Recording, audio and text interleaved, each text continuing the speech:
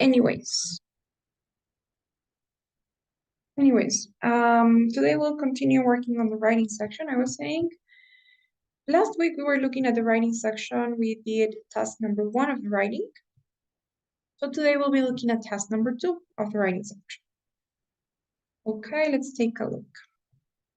Now, before we start seeing task number 2, there are some things that we need to make sure we get. We need to make sure that you guys know. So, the writing section. The writing section right now, it lasts 50 minutes. Okay? Right now. And it contains 2 different questions. The first one, the one that we did last week, the integrated question. And the second one, the one that we're going to be doing now, the independent question. The integrated question was the one where you had to summarize the article and lecture for 20 minutes. And now the independent one currently is the one that lasts 30 minutes, where you will have to write about your own opinion on something. Okay? So this is the current structure of the TOEFL test. However, there have been some changes done to the TOEFL format. So starting July 26th, starting this date, the writing section will be different. This is actually the only section that has really changed in terms of content. The other ones have not changed in terms of content. This one here has. Now, how has it changed? The integrated writing stays the same. So no changes have been made to the integrated writing. But the independent writing has been eliminated in some way, and they have added a new different type of question, which is the one that's called writing for an academic discussion, that now only lasts 10 minutes. Okay? So that kind of complicates things for us a little bit because we have to, I don't know, some of you guys are probably going to be taking the test before this date. You're going to take it before July 26th. But maybe some of you are also going to take the test after this date. So you will be taking the test with a new writing section, with a new writing question, or maybe with a current writing question. I don't know. So what we're going to do is we're going to see both of them, okay? Today and tomorrow we'll be seeing the independent question, the one that is currently part of the writing section. And on Friday and Thursday, we'll be looking at the other one, the writing for an academic discussion, which is the no writing task, okay? So I know that looks or sounds a little bit complicated, but, it depends. You guys have to pay attention to the one that you think you will be using. But either way, it'll be useful anyways if you see both, okay? Do you guys have questions about this? Does anyone have anything to ask, anything to say? Nothing? Okay. In that case, let's start with the first question, the independent question. Now, the independent task or the independent writing is one where you will have to talk about your own ideas. That's why it's called independent, right? It doesn't depend on any other type of material, but your ideas. Now, what will you have to do for this writing? Basically, you will have to answer a question on an everyday topic. Now, the topics are going to be things like, related to education, to work life, to lifestyle and health, technology, finance decisions, environmental problems. Those are the types of questions that you get here. They're always unpopular, debatable questions, things that you could actually debate on, maybe there are many perspectives about these questions. And after you get the question, you will have 30 minutes exactly to answer that question. And you have to write a response based on that question, right? And in this case, you will have to write an essay. But let's see, what are the types of questions that you can get? There are actually 3 types. The first one is the do you agree or disagree type. The second one is the preference type. And the third one is the multiple choice. Now, the first one, agree or disagree, is phrased like this. Do you agree or disagree with this statement? And then you get a statement, you get a claim. For example, here we have, do you agree or disagree with the following statement? Online education is better than traditional education, right? So in that case, you have two possible answers. You could say that you either agree with the topic, you agree with the statement, and you do think that online education is better, or you could disagree with the statement and say that actually no, online education is not better. Maybe the traditional one is better. So you have those two options, right? Online versus traditional. Those are the only two options that you actually have, agree or disagree. There's no middle ground, there's no option in between. There's no way that you could say that it depends or that both have advantages or disadvantages. You have to go for one of the options. Either completely agree, or completely disagree. There's no option in between. Okay, it's either one or the other, no option in between. Now, the second type, although it's phrased differently, at the end of the day, it's the same. Because, for example, they could say, some people prefer to take online courses. Others prefer to study in the traditional way, in like face-to-face classes. Which option do you prefer? Now, even though that question is phrased differently, like some people prefer this, others prefer that, at the end of the day, they're asking you the same, right? Is traditional education better than online education, or is online better than traditional?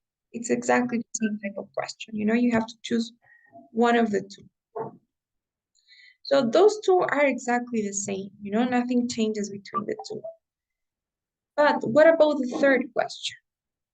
Now, the third question may be a little bit different, but like in reality, it's similar too. The third type of question is multiple choice. So in this case, you will have two or three options. You don't only have two. And they will ask you, which of the following options do you think is better? Or do you think is more important for students? And then you have two or three options, right? So maybe option one would be having online courses. Option two would be having traditional courses. And option three would be like mixing both. So, although it seems like a different type of question, what you have to do is the same. You have to choose only one of the two or three options that you have and explain why you chose that option. You can never go for two options. You can never say that it depends, that the three are okay, or that none of them are actually good. You have to choose one of the three or the two. Okay? So, to summarize, I don't want you guys to like memorize these structures because it doesn't matter. What you have to memorize or what you have to remember is that it's always a closed question. That means that there are like limited possible responses. There are always going to be two or three at most. And that you have to always go for one of the options. And you have to support it like with your life. It has to be a really strong position that you have.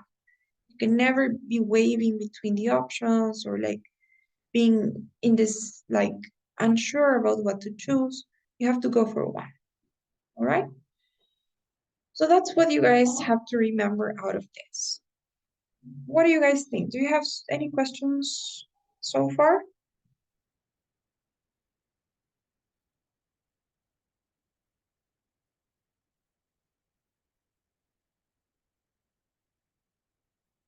Any questions? No? Everything clear? Okay, guys. So I don't want to get into too many details. I don't want to talk about this too much. I want to go right off to the first example that we're going to do. Okay. Mm, Teacher, yes. um, can you please share us the presentation of writing? Okay. Yeah, yeah, of course. Hang on a sec.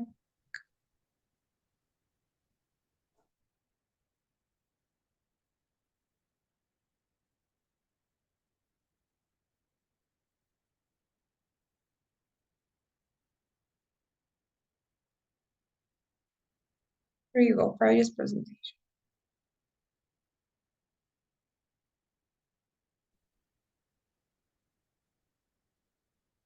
Okay, guys, any other question?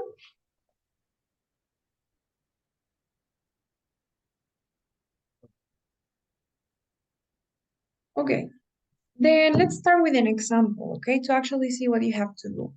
So could anyone please read the question that we have here on my screen?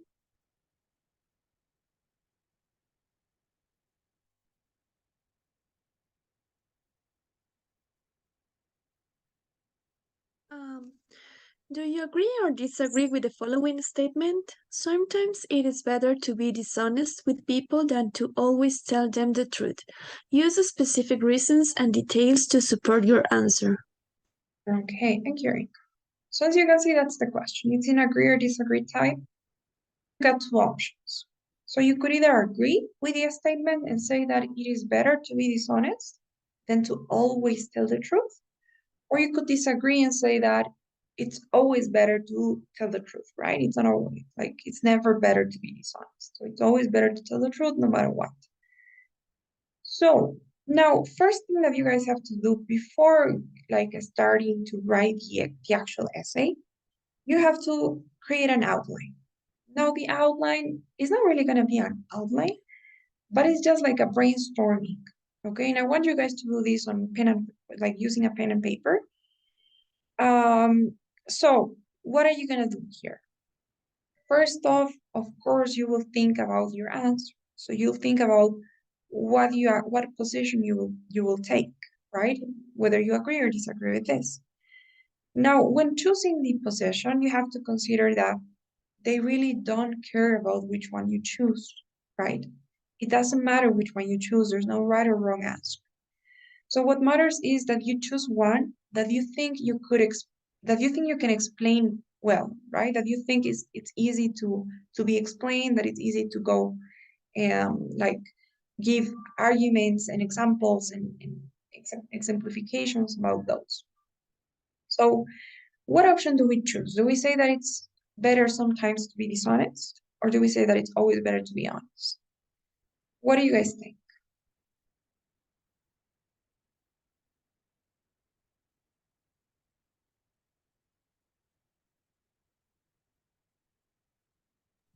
Always tell the truth. Right. So we're gonna write that down. And now I want you guys to think of two reasons why two reasons that could support this idea, right? We need evidence. So why is it always better to be honest? Can we have one reason?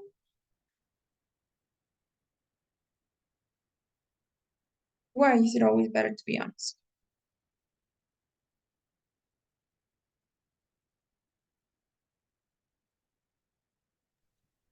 You don't need to take care of your lies.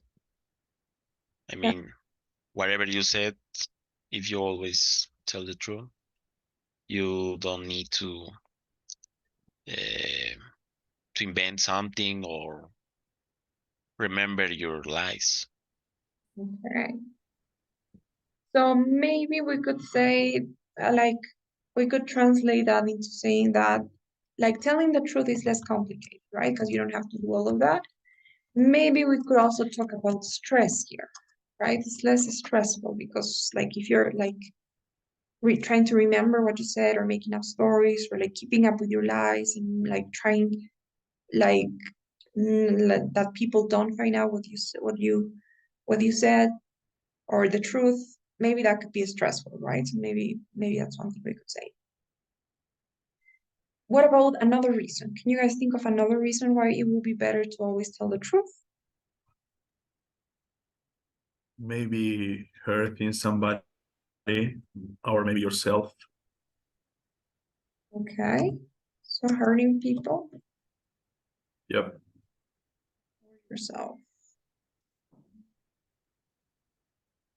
Okay, good. So nice. Now, what you have to do, this is the outline, right? It shouldn't take you more than 3 minutes. But what you need to really make sure that you got is that the two reasons are completely unrelated to one another. So that means that they should be entirely different. They should like be approached in different ways. Because if they are too close to each other, if they're too similar to one another, then chances are you will end up being redundant, right? And you'll end up like repeating and going over the same ideas, and you will just be redundant. You will not say anything new. And that's not good for content, for the content of your essay, right? So you gotta make sure that the two ideas that you thought about are entirely different from one another, that they're not related, and that by explaining one idea, you won't end up explaining the other, right? That they're not like cause and effect, they don't have any type of relationship. So I think we're good, right? In that way, because they're different. When we talk about like telling the truth being less complicated and being less stressful, I think that's related to yourself, right? To like maybe selfish reasons. You don't want to get stressed, you don't want to like have to worry about keeping up with your lies, and therefore it's less complicated. But on the other hand, the other one is mostly, maybe we could delete this part and say that it's mostly related to being to not hurting other people, right? So it's related to, it's seen from the other's perspective. So in that way, I think both of them are different, and we won't have any problems, right? Because they're different. So is that clear? Do you guys have any questions so far?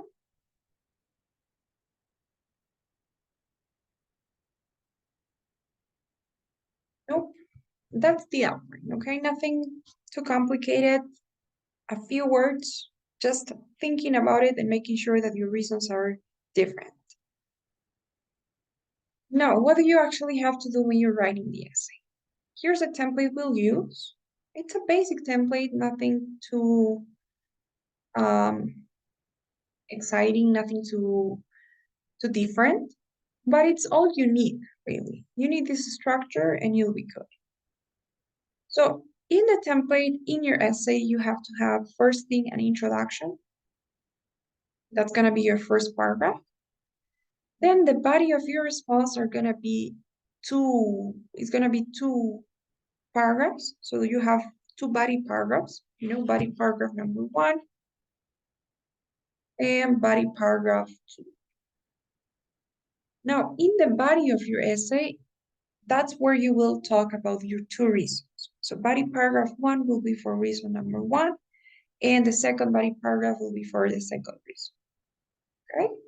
And finally, you need a conclusion for this essay because it's an argumentative essay. So you need intro, body, and conclusion in this case. Is that okay so far?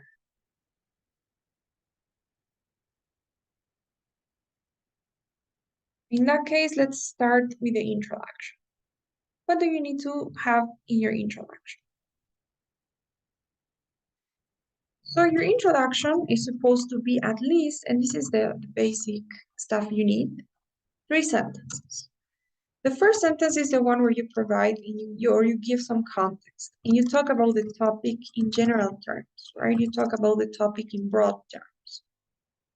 The second sentence is the one where you directly answer the question. This is called the topic sentence, or the topic sentence, the thesis statement, the main argument. There are many ways we could refer to this sentence. But what you have to do there is just answer the question. And you gotta answer it in the most direct, in the most concise, in the most clear way possible.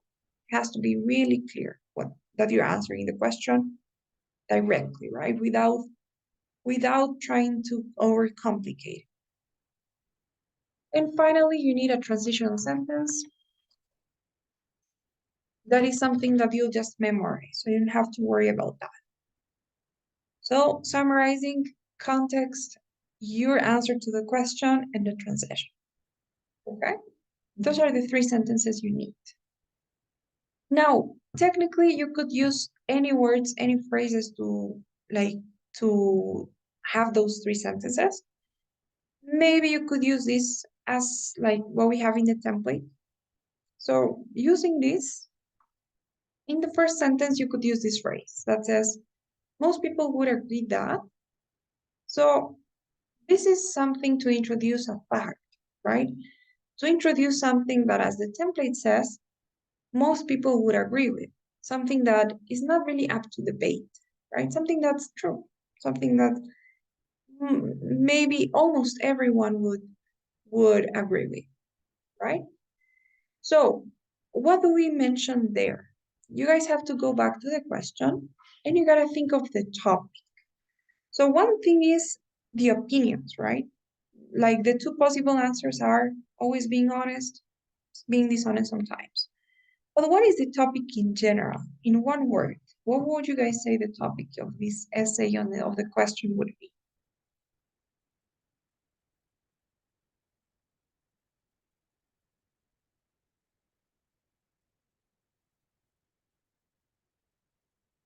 Of course, Erica, you could say as far as I'm concerned, but you would have to use it for the second sentence, right? When you are giving your opinion. Yes, you can use that. It's good. What about the topic though? What would the topic of the question would be? It could be honesty, maybe topic. Yes, perfect. That's a topic, right? Honesty. Now, that's what you have to talk about in the first sentence, honest. You can go even like, and you can be more general if you want. You can talk about values, or you could talk about principles, something like that, right? But it has to be something that's not answering the question yet. And I think that's the mistake most students make. You know, they start right off with their answer, or they make it look like it's a fact, although it's an opinion. So we have to learn to differentiate both the first and the second sentences. So an example, maybe in the first sentence you could say, most people would agree that defining one's principles is of paramount importance for human interaction, right? So if I say that, I'm just saying defining one's principles, right? Or one's values. So paramount importance for human interaction. So am I answering the question there? I'm not, right? I'm not saying if it's better to always be honest or if it's better to be dishonest sometimes. I'm just saying that it's important to know, right? To know what you believe in, to know your principles, whether they are like to be completely honest or maybe whether you allow yourself to lie sometimes. But it's important to define that, right? That's what I'm saying there. Talking about the importance of this topic, the importance of knowing to what extent you will be honest, right? You could also maybe say something like that, like most people would agree that it's of paramount importance to determine the extent to which you will, to which you will be honest with people, right? So again, I'm just saying that it's important to know to what extent you will be honest with people, right? I'm not saying that this is better than that. So that's not an opinion. So is that okay? As for the first sentence, remember that you can change the template. You don't really have to use that phrase. I think it's a good guide, you know, to help you in case you're running out of ideas, you don't know what to say, then you already have somewhere to start. I think that's why that phrase, that's how that phrase can help you. But of course, if you have another idea, you can use it as well, as long as you are talking about the topic in general and giving context, right? So, is that okay? Do you guys have any questions about that first sentence? Is it clear?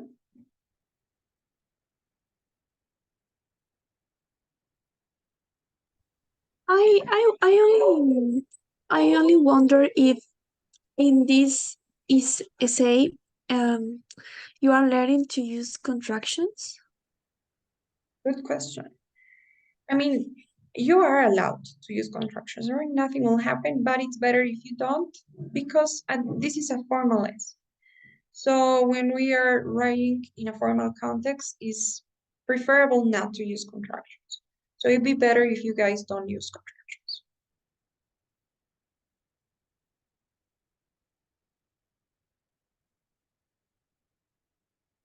Any other question?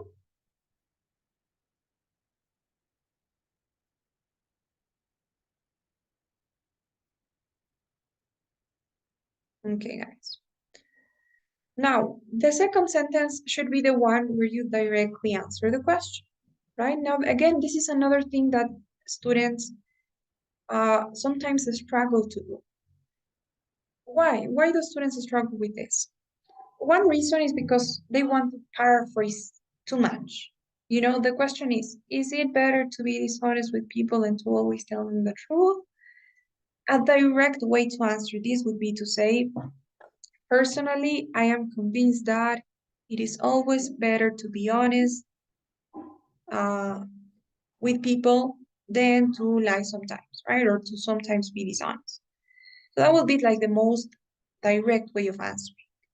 And I'm not changing anything. I'm just using the same words that we have in the question, right? Or if you go for the other option, you'd say, personally, I'm convinced that it is better to be dishonest with people and to always tell them the truth. Now, obviously, I mean, it won't be great if you copy and paste from the question, but it's not that bad and it won't really affect your score. Why? Because, I mean, in terms of vocabulary, you will have a lot of like content and space to show your vocabulary. So no problem if you really copy and paste. You will have the entire essay to use your own ideas, to talk about your own reasons, your own experiences, your own examples, to use your own language. So if you have one sentence that is similar to what you have in the question, it won't affect your score. But it's always better if you copy and paste than if you paraphrase it too much that you end up losing the meaning, you know? So if because you want to paraphrase things too much and you want to change the structure and make it more complicated or fancier, if you do that and for some reason the main idea is not so clear, that will affect your score, you know? Whereas if you just copy and paste, that won't affect your score that much. So I'd say, you know, create a balance between the two. You can change a few words, but try to keep the same structure, try to keep the same idea. You know, don't lose the idea. Don't try to go for something different. So we're gonna say, personally, I am convinced that directly answering the question will say, it is always better to tell the truth, maybe instead of be honest, right? To tell the truth, no matter the circumstance.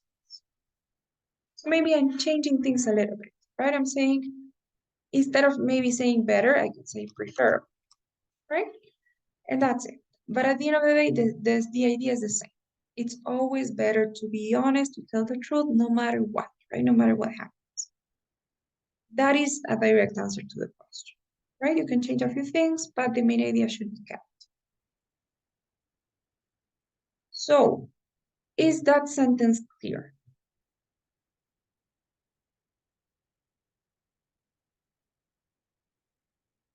Yes. Okay. Now, finally, another thing you need, the last sentence you need is the one where you have the transition, where you will transition from the intro to the body of your essay. Now, in that transitional sentence, you will basically say that you have two reasons for holding that opinion. So you'll say, I hold this opinion for two reasons, which shall be addressed in the following paragraphs. So you're not saying anything new, right? And I want to emphasize on the fact that it's better if you guys don't mention your two reasons. So don't tell me, I hold this opinion since when you tell the truth, you're less stressed and you don't hurt other people. I don't want you guys to do that. It's not necessary.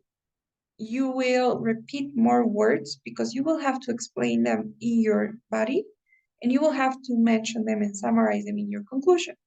So to add them in the introduction too will be too much. Okay, so just have a transitional sentence without actually mentioning what the two reasons are. So that's the introduction. 3 sentences, that's everything you need. Is it okay? Questions?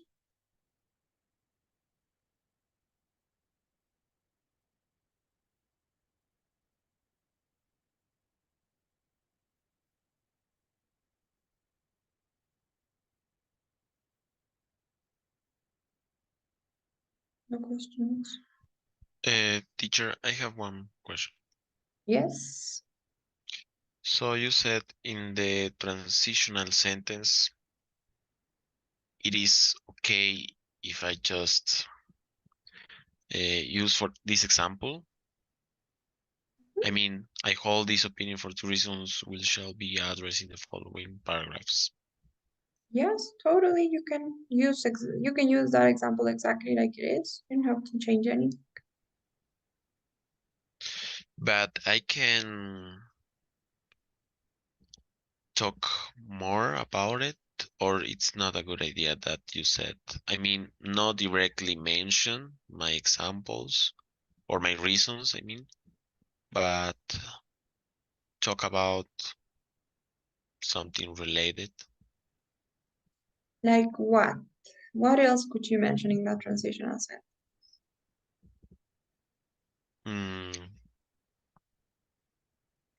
I don't know, for example, in this case that we say the first reason is don't stress.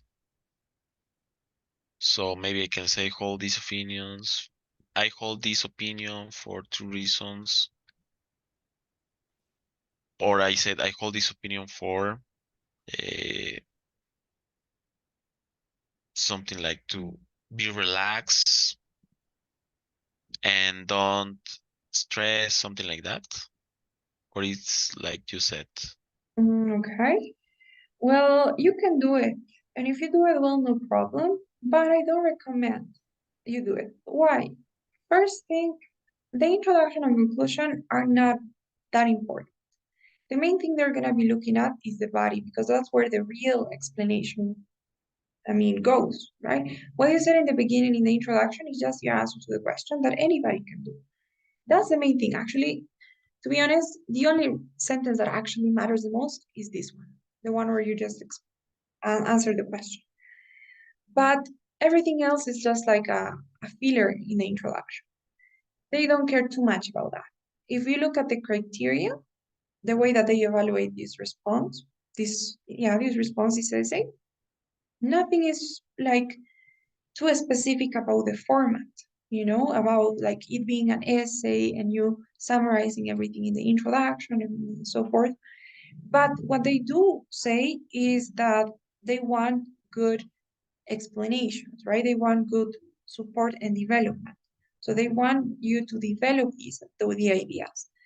You will develop the ideas in the body, right? You will mention the ideas, develop them, illustrate them, explain them, and support them in the body.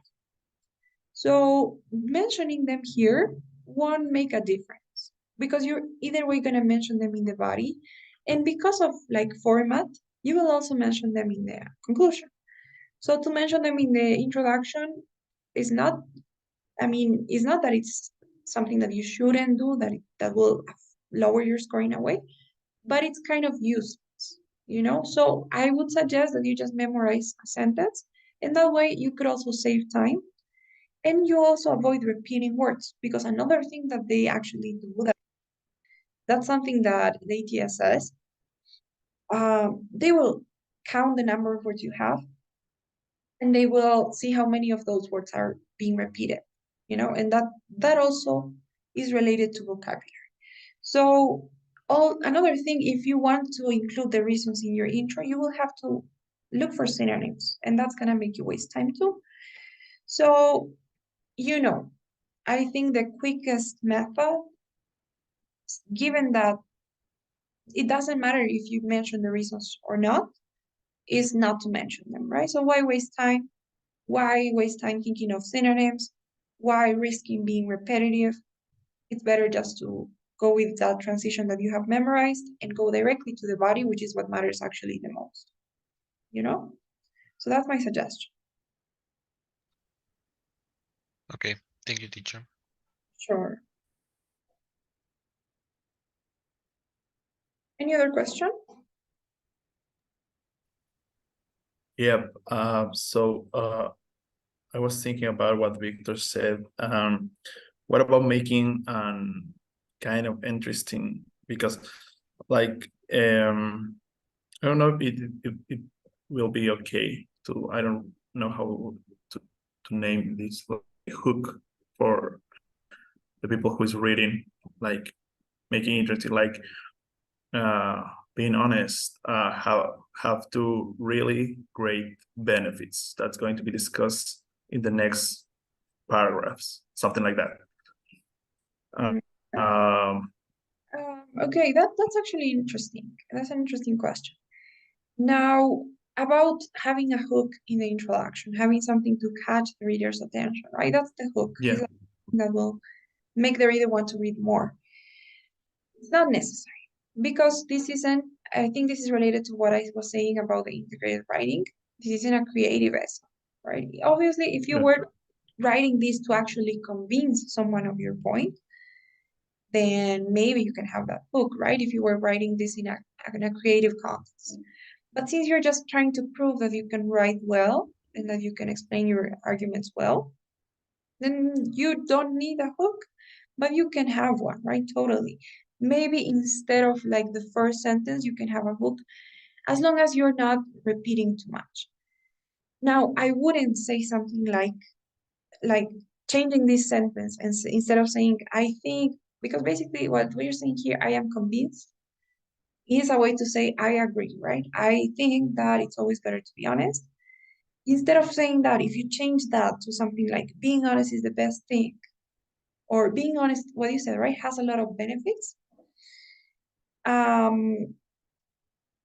It's not such a direct way of answering, right? Because the question is, do you think or do you agree that it's better to be dishonest?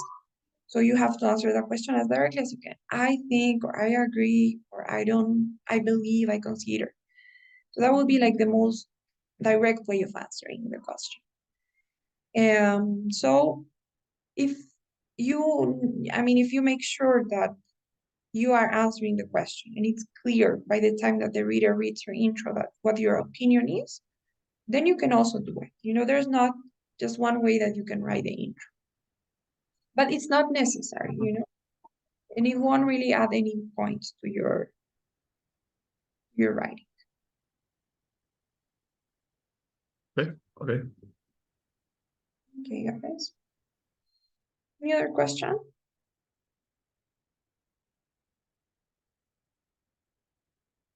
I want to send you guys now before you continue. You know what? I think I am a like big believer of the fact that the best way to improve writing is by reading, and the best way to improve speaking is by listening. So if you really guys wanna, improve your vocabulary, improve the content of your essays, especially talking about this one, because the integrated essay, there's not much that you can do. You don't have that freedom of doing whatever you want. You have to stick to what was said in the reading and listening.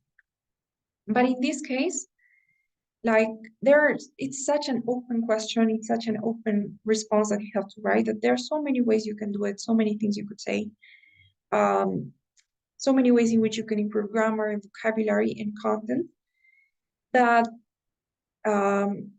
what I recommend is that you try to read different sample lessons, and you try to see how different people have answered these questions, and you see which one you think suits you better, which one you feel more comfortable with.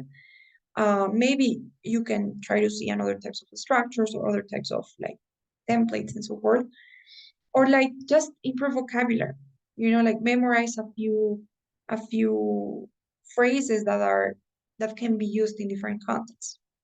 So I recommend you guys do two things.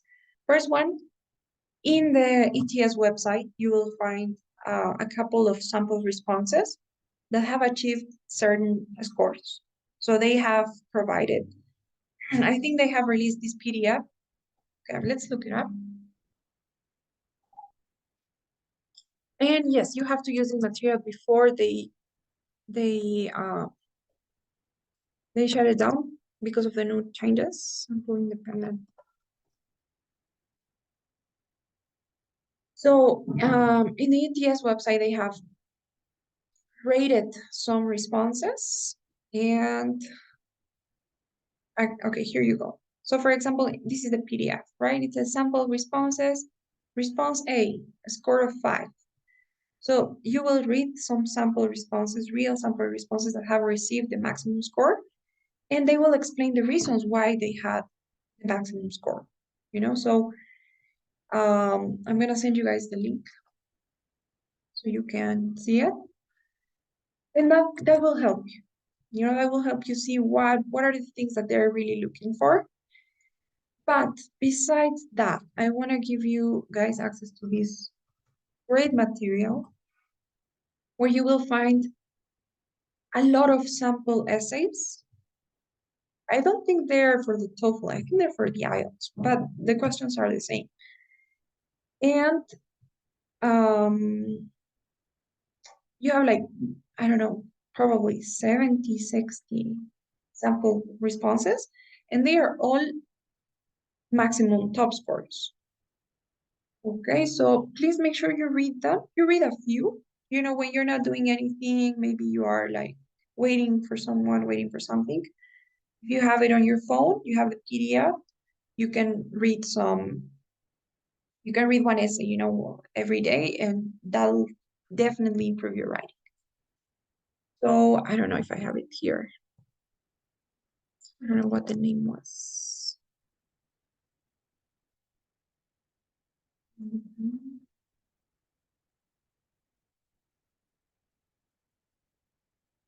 All right.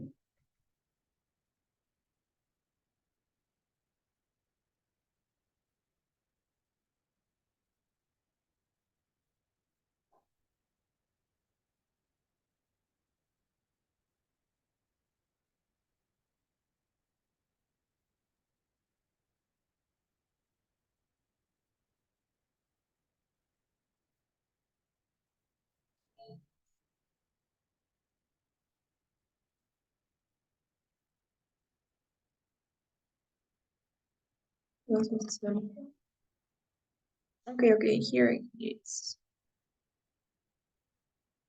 This is the one.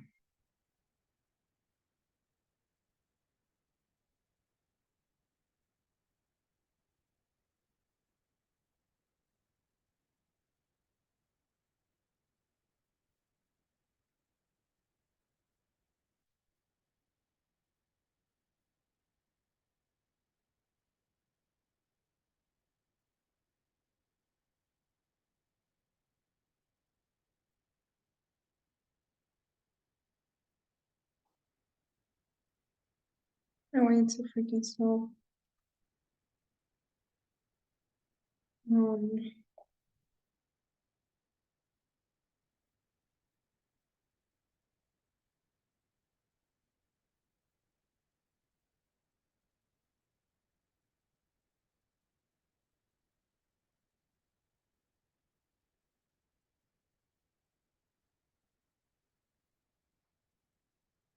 Okay.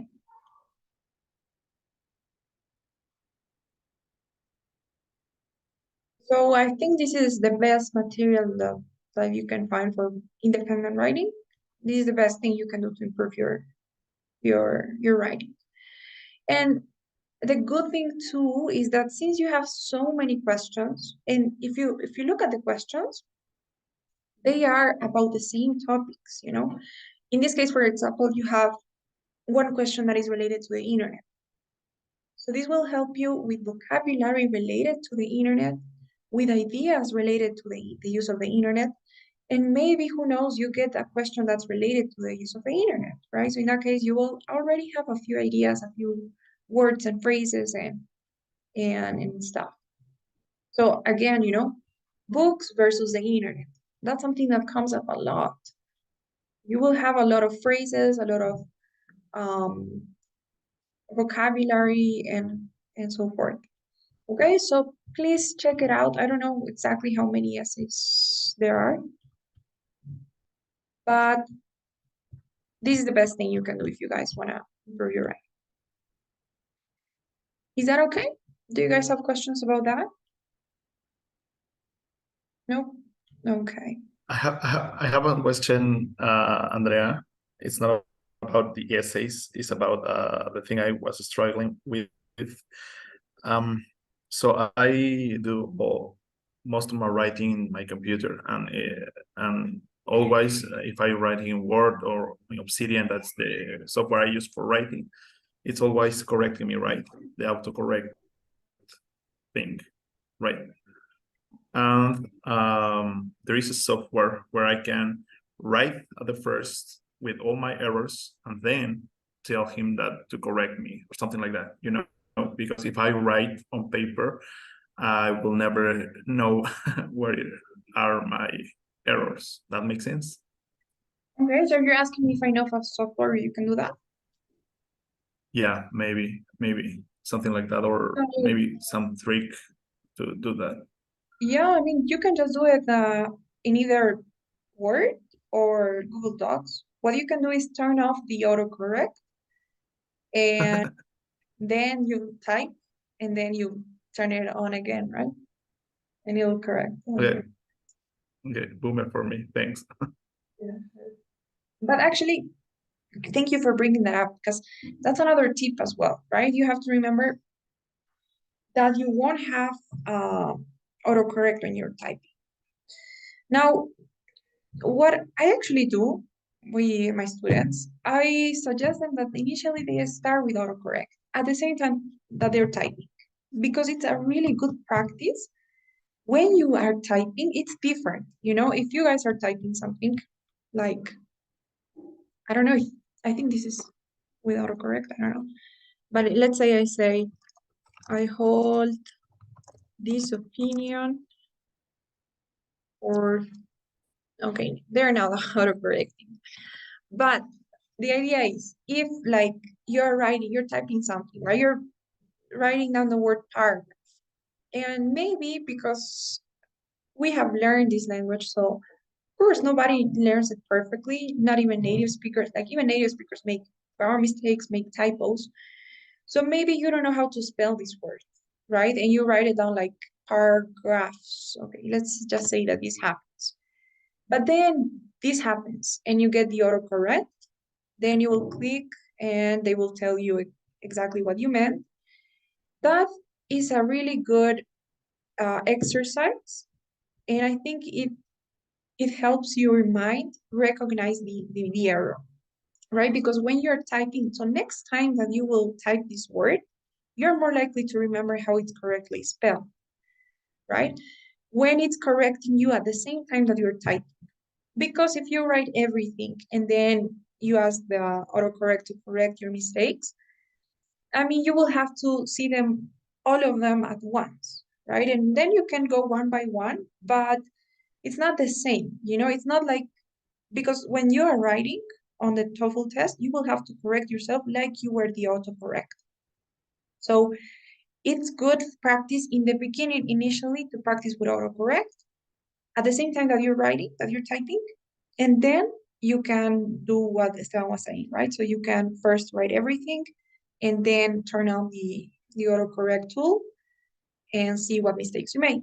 But having that, like this tool telling you exactly when you're making the mistake and correcting you while you type is a good practice for you to correct yourself later. So I guess that's another tip that I can also give you. But again, it's good also that you mentioned that you won't have autocorrect if you guys were wondering. So, perfect. Now, of course, they don't care too much about typos. No problem. What they do care more about is grammar. Any other question?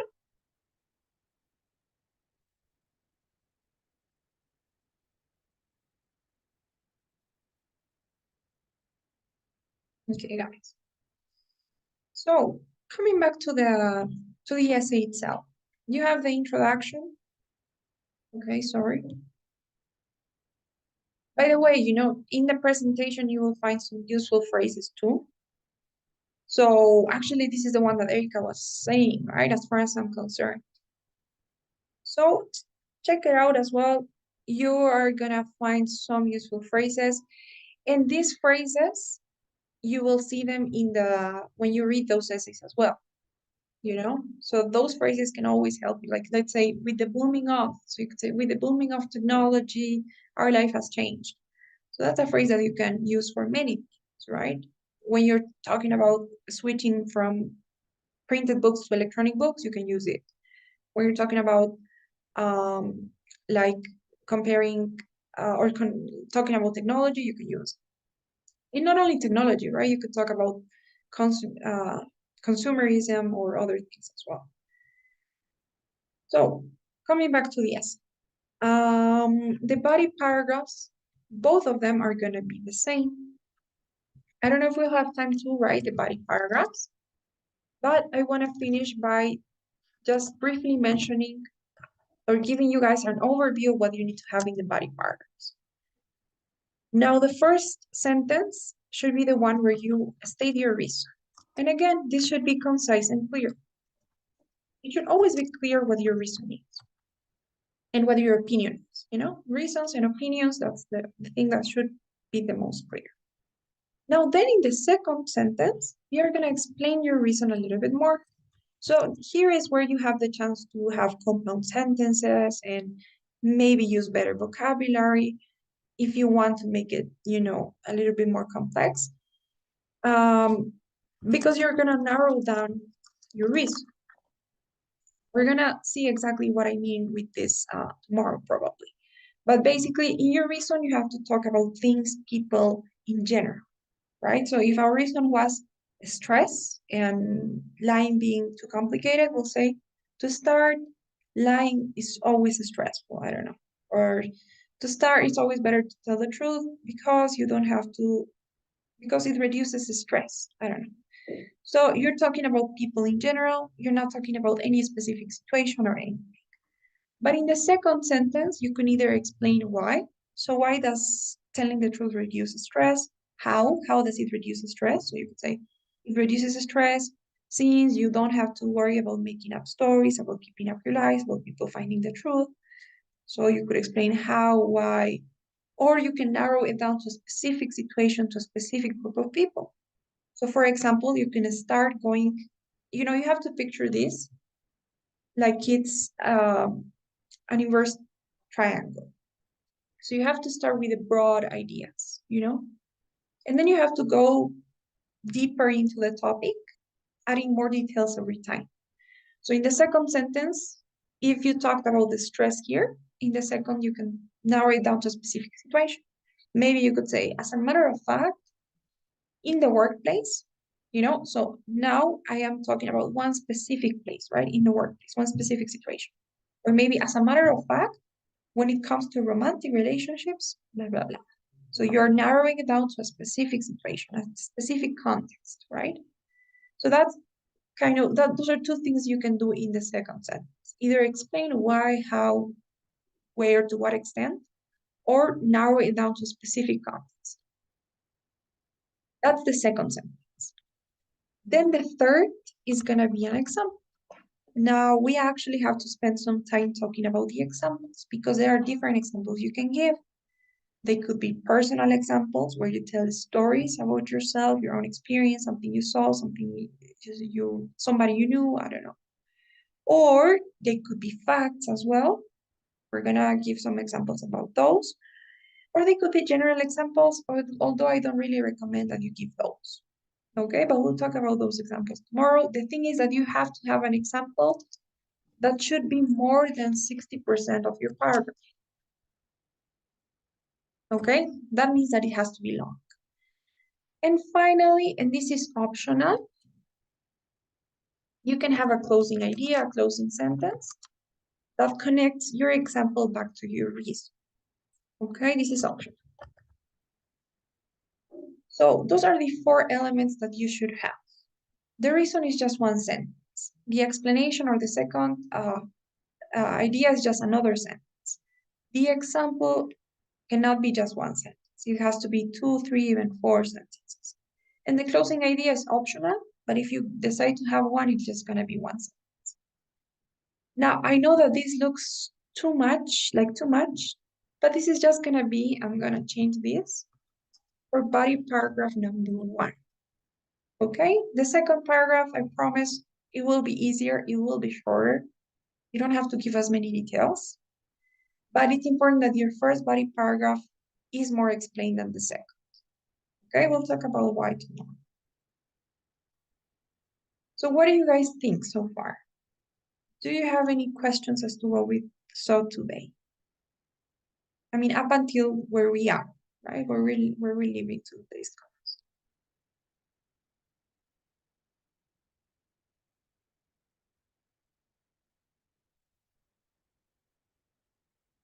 No? Okay, guys, then that'll be it for today's session. Please don't forget today's daily survey. And I'll be seeing you guys tomorrow. We'll continue working on this Friday.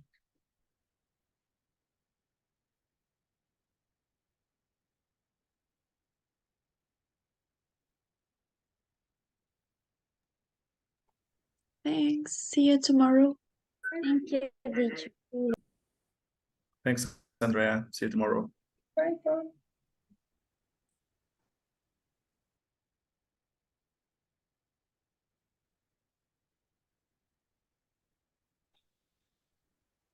Bye.